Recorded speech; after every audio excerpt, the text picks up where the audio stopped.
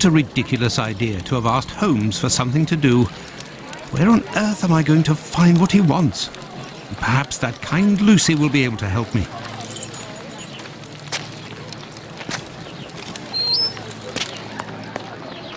Good evening, Lucy. But is something wrong? Good evening, Dr. Watson. Yes, it's my uncle. He's no longer with us. Please accept my condolences, miss. Thank you, Doctor. But why are you here? Can I help you? My request may sound rather strange, but do you know if there is a butcher's or slaughterhouse in the area where pigs are killed? Yes, Fletcher's the man. He was a regular client, owner of a little butcher's shop not far. But Miss Bella didn't want him to come, as long as he didn't treat his awful sickness. Can you point to his shop on my map? Certainly.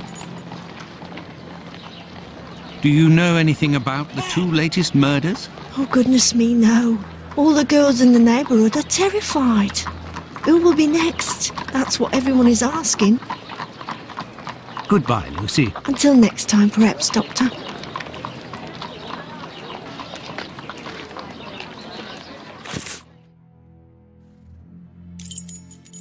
Ah, there's Fletcher's butcher shop. Closed due to illness. If the proprietor is ill, the butcher's block is probably not being used. Perhaps I can use it. Now, where could a sick butcher have got to?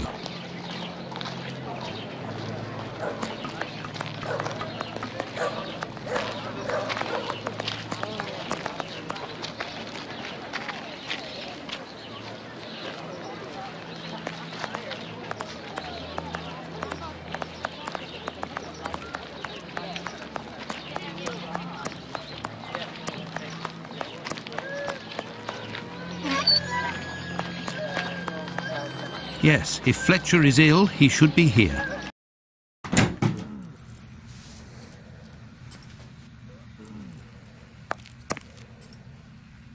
Good evening, Dr. Watson. Good evening, Dr. Gibbons. I have come to see you because I was wondering if, by any chance, you happen to have a patient by the name of Fletcher, a butcher who would have relinquished his shop due to illness. An illness caught during nocturnal encounters, if you catch my drift. Fletcher is one of the regulars at the clinic. Mercury treatment against syphilis. A night with Venus, a lifetime with Mercury. He left London a fortnight ago for the fresh country air. Why is he of interest to you? Oh, no reason. I'm more interested in using his shop, only for an hour or so. Would he have left his keys with family in the area? He has none left, but he must have left Hardiman, the cat's meat seller, to oversee his shop. They're in business. They're good friends. Do you know where he can be found? No, but wander around the neighbourhood and listen for his beeps. He often passes in front of the clinic. Besides...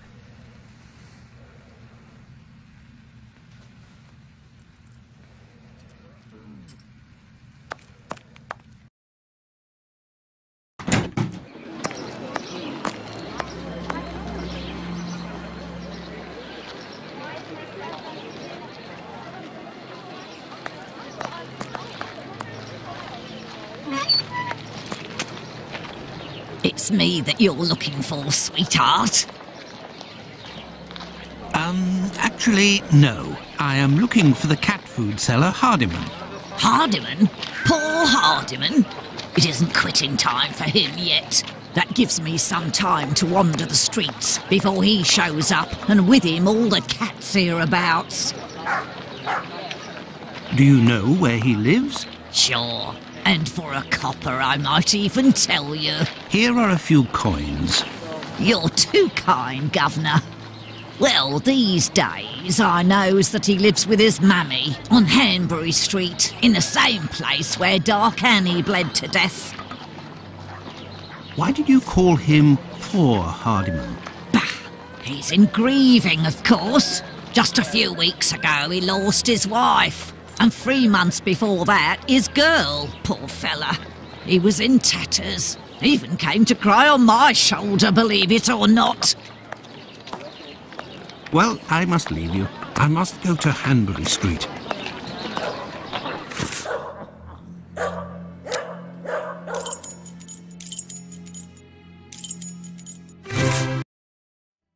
This is the building in which poor Annie Chapman was killed. Beep beep.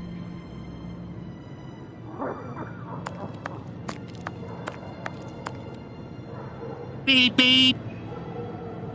Hello, are you Mr. Hardiman? That's me. I am Dr. Watson. I have come to see you about Fletcher's shop. I would like to use it for an hour or two, if you have the keys and your rates are reasonable. Do you want to operate on someone in the butcher's? Not at all. One of my friends needs it to prepare pig's heads. Well, why not? Fletcher certainly wouldn't mind, but there's a problem. A problem? How so? This morning, the neighbour above broke his key in the door. The old boy must have already had a drink. So? Well, I tried my best to unjam it with Fletcher's spare key, which is pretty thin, and bam, that one broke too. Hard luck. But if you have the end of the broken key, perhaps it can be fixed. It must still be upstairs. I didn't pick it up. Fletcher has a key too, so I didn't think it was a problem. Fancy, if I just had another key with a simpler blade, I could copy it. I'm great at odd jobs. Fine, I will try to find all of that. Well, see you later then. Goodbye, sir.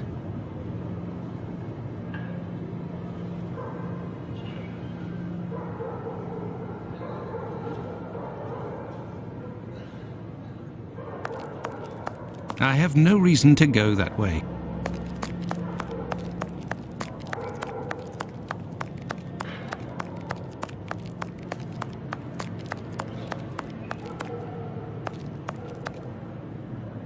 Can I help you, my lord?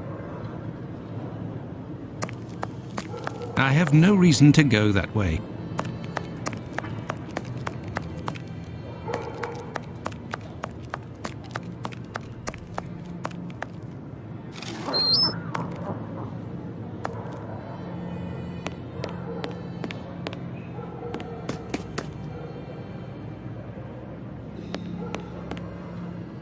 Oh, no. But what a... Oh, how dreadful. My word. These are innards. This bag contains butcher's equipment. Kebabs, the same as Hardiman's, so he prepares his meat here. Where can I find a key with a simpler blade? On a worthless door, perhaps.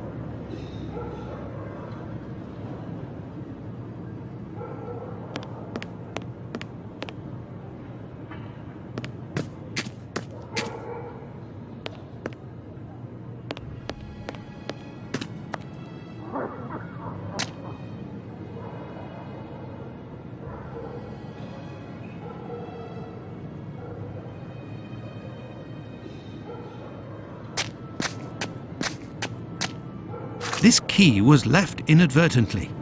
Indeed, there is nothing terribly precious inside. But what a stench!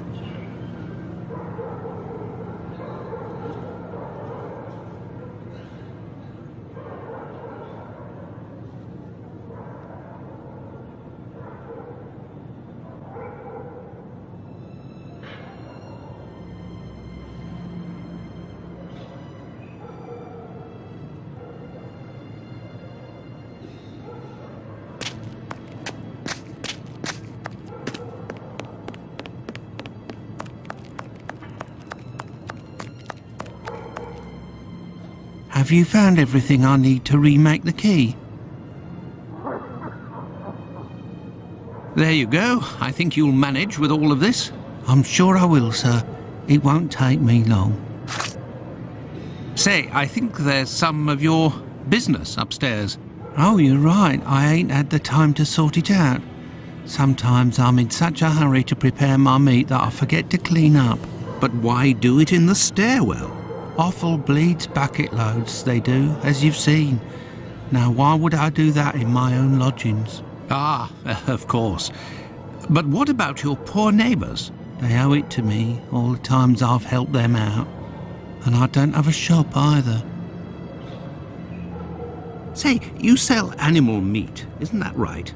Would you know where I could find a dozen small pig's heads? The guy who gets me my offal should have some. I'll pay your day's wages if you meet me at Fletcher's butcher shop in 2 hours with the pig's heads. Here's a little advance. I'll do my best, Doctor. The caretaker of another building told us that the place where your mother lives has a reputation for facilitating prostitutes' activities. Is that true? Sure, the doors are never closed. They come through here like it's Paddington Station. By the way, I heard about your loss. My condolences. Ta, sir. I saw them die slow deaths. My little girl, her face was eaten by the disease. Thank you, my friend, and please forgive me for bringing up such painful memories. Go, I must do my rounds, and I will look for what you've asked for. As for me, I will go and find Holmes, and we will go to the butcher's together. Let's return to Fletcher's butcher shop.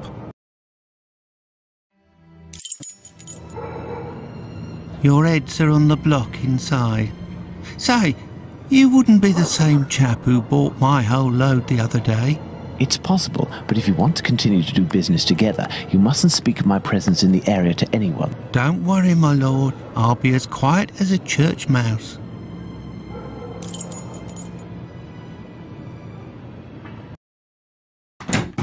Holmes, will you explain the reason and rhyme behind this masquerade?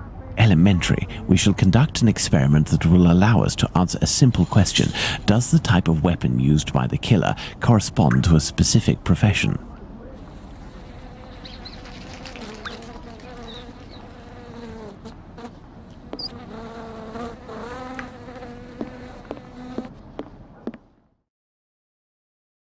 And here are our sow's heads. Congratulations, Watson. You're welcome, Holmes, but what do you really want to do? Take up a collection?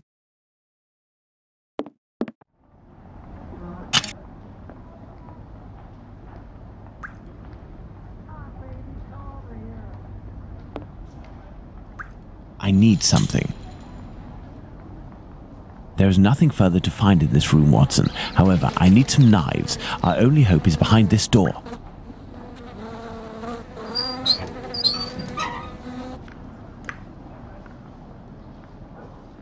There, this door is slightly raised.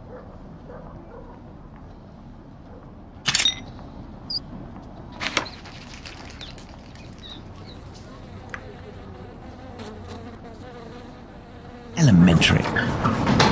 While I prepare our experiment, could you find me 2 knives? A small one, somewhat larger than a pocket knife, with a large, sharp blade. We'll need it to separate the bones and to cut through the thick skins. Then find me a long knife that's at least 13 inches long, no shorter, that's sharp and has a thick blade.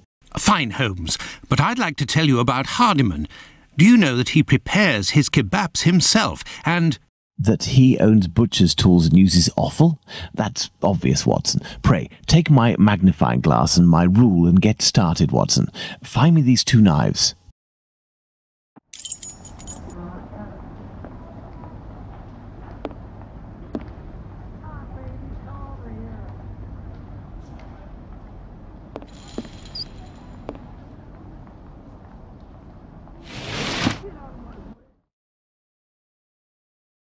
With the rule, I must find a large knife.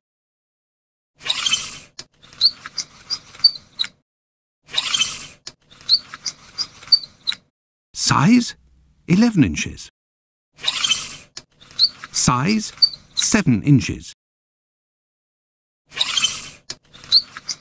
Size, 6 inches.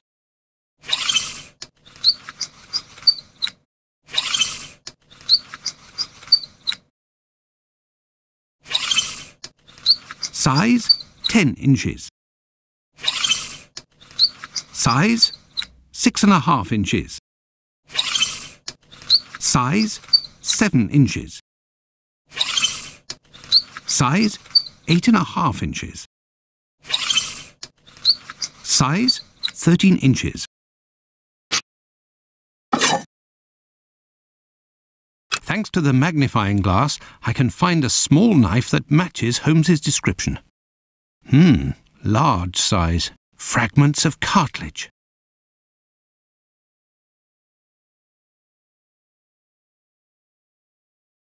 Fragments of cartilage. Fragments of cartilage.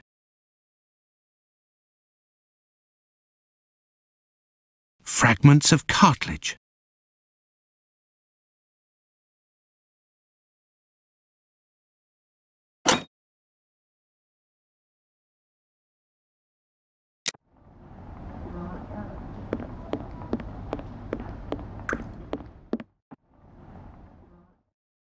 Here are the knives you asked for. Be careful, they're awfully sharp.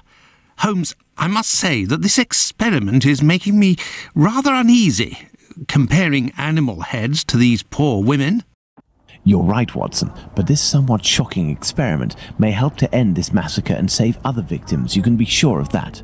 Look, these pigs' heads are still bloody, which will suit our experiment perfectly. I have a pocket knife and a scalpel with me. With the 2 knives you just brought me, we have a similar array of weapons as those probably used by the killer. We saw 3 types of throat wounds on the deceased attributed to this man, those intended to slit the throat, those intended to decapitate, and the more superficial yet mortal wound that led to the death of the unfortunate victim in Dutfield's yard, Miss Stride. With the help of these 4 knives, we are going to try to recreate these wounds on the pigs' heads and see what we can establish about the weapon or weapons used. We may also be able to rule out Miss Stride as a victim of the killer of the other 3.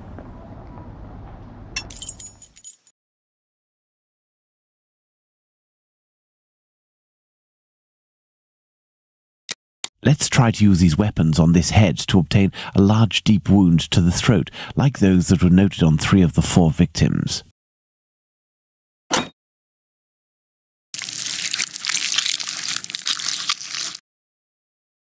This little knife is very sharp and has a very wide blade.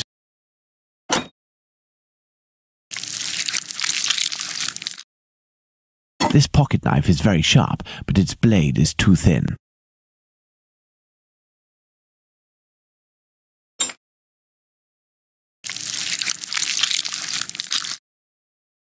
The wound is too shallow.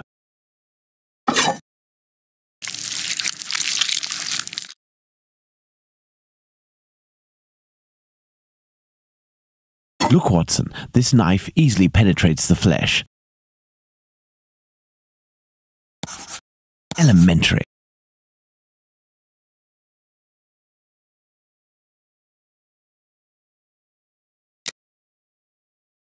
Let's try to decapitate our victim with these tools, knowing that the killer didn't quite manage to do it. Charming.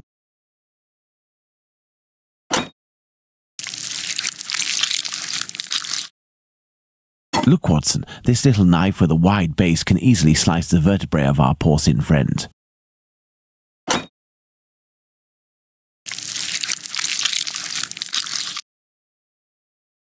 The blade of this pocket knife is too thin to reach the vertebrae.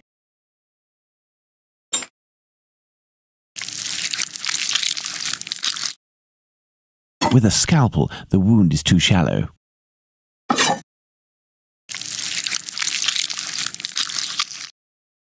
This knife with a long blade easily slices the flesh, but cannot dislocate the vertebrae.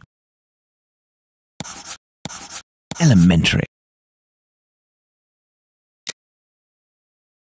Let's see if these knives can inflict a mortal wound in a situation where a single quick blow is given. The scenario in question is that of Dutfield's yard.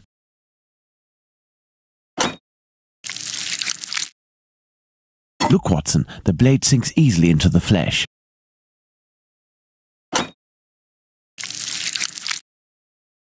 In using the cutting edge of this pocket knife's blade, I can scrape the skin. This particularly sharp blade can make a deep gash with one quick slice. It cuts through the flesh easily as the blade is so sharp. Elementary.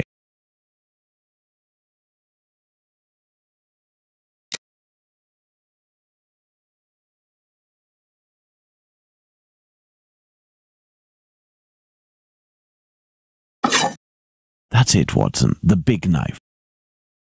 With respect to the opinion of the medical examiners who noted that a butcher's knife with a long blade would have caused the eviscerations on some of the victims, we can assume, Watson, that he only used this type of weapon as it is capable of inflicting all of the wounds displayed.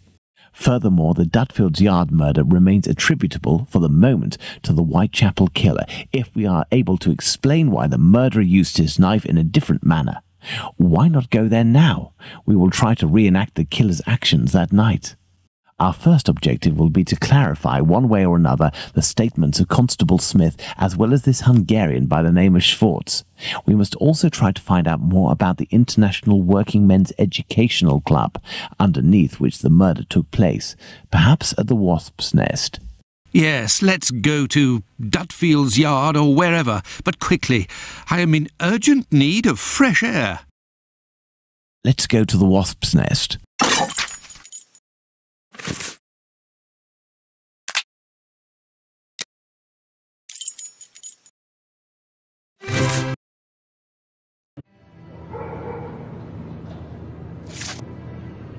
Don't forget that Bluto may still be hiding here.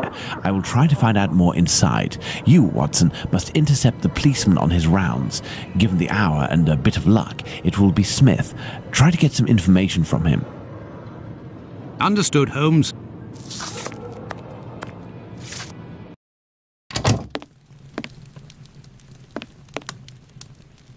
Hello. I know you. You're Squibby's guardian angel. You weren't dressed the same last time, but I don't forget a face. No hard feelings, eh? Join me in a glass? Your Jack the Ripper is on everyone's lips and written in all of the papers. You must be awfully proud of yourself. You have skill, that's for certain. It's a shame you use it to mask rather than discover the truth. You better believe that I'm going to find out who it is. I got a hold of old Schwartz's interpreter. You know, the Hungarian who saw Liz Stride get it. Doesn't speak a word of English. And when he went round to the station, another Jew went along to interpret. I found that bloke, and he repeated everything that had been said at the station. It won't be long before I find these fellows. Why do you say these fellows? Were there several of them? Do you not read the papers, or what? Well, given the rubbish that you read sometimes. Let me explain. At 12:45 a.m., Schwartz goes down Burner Street towards Fairclough, on the side of the road where the Workers' Club is. A bit further from there, just near Dutfield Yard's wooden doors, a chap and a lady are arguing. The Star said that the bloke wanted to push the girl into Dutfield's Yard, but the translator told me that Schwartz saw him pulling her towards the road. She doesn't want to follow. He grabs her by the shoulders and throws her to the ground. She falls. Falls a bit, but not too loudly. Old Schwartz is scared, crosses to the other side, but continues in the same direction. The bloke with the girl notices him and yells, "Lipsky!" At the same time, another bloke at the corner of Fairclough and Burner who was lighting his pipe gets in on the action. He starts coming towards Schwartz in a menacing way, and Schwartz takes to his heels, doesn't see anything else. Once he finds out that a woman got herself killed, he went to testify, and identified Long Liz Stride as the woman he saw getting thrown about. So there were definitely two blokes, mate. But why am I telling you all this? In vino veritas. I'll take my leave then, Mr. Bulling. That's right. Till next time.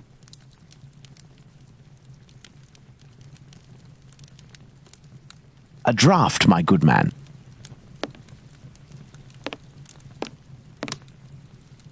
Here, sir.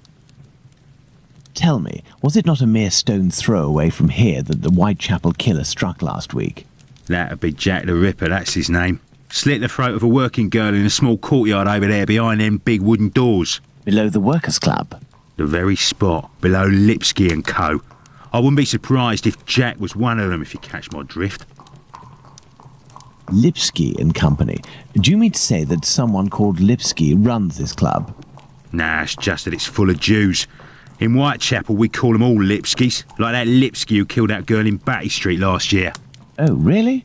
Last year, a Jew named Israel Lipsky killed a lass who was 6 months pregnant by making her drink acid. One trial and one protest by rabbis later, and he was hanging. By those who don't much like him, the Jews are called Lipskys.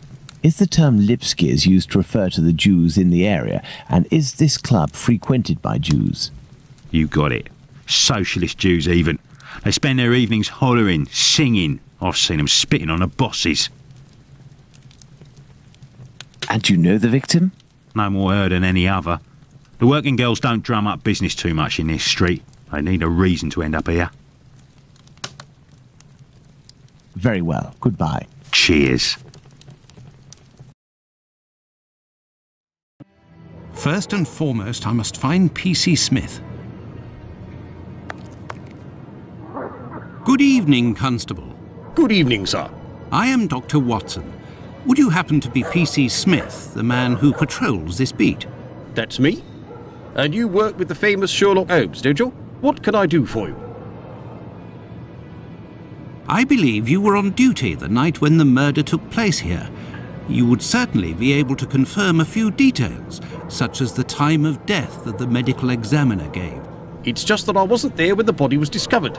I don't think I can help you. But I was told that you had seen the victim that very night. Indeed, but it was before the murder. I saw her, not far from here. She was talking to a man. It was around 12:30 or 12:35 a.m. What did this man look like? I only saw him from behind, really. He was wearing a short black outfit, a small felt hat like a cap in a dark colour, and a white collar. He seemed to be a respectable type. He was carrying a packet in his hand wrapped in newspaper, about 18 inches long and about 6 inches wide. His outfit reminds me of someone that I know. Was he a large man, on the older side? I don't think so, no. Even though I only saw him from behind, I would say that he was barely 30 years old, or even less. Say 28, or even less. 26 years old, and 5 foot 8 inches tall at the very most. He had a small dark brown moustache and an olive complexion, I would say, but once again, I only caught a brief glimpse of his face in three-quarter profile. Nobody else saw this man? I discussed this previously with Mr. Eagle, the president of the Workers' Club. That night he returned around 12:40 a.m. to the club. He used the passage through Dutfield's yard to get into the club because the main door was locked. He can attest that he didn't see anyone else in the passage at that time, but wasn't really paying attention to who else might have been in Burner Street itself. He was listening to the song coming from the club. In short, no one else saw him. Well, thank you for having satisfied my curiosity, my friend. A fine evening to you, Doctor.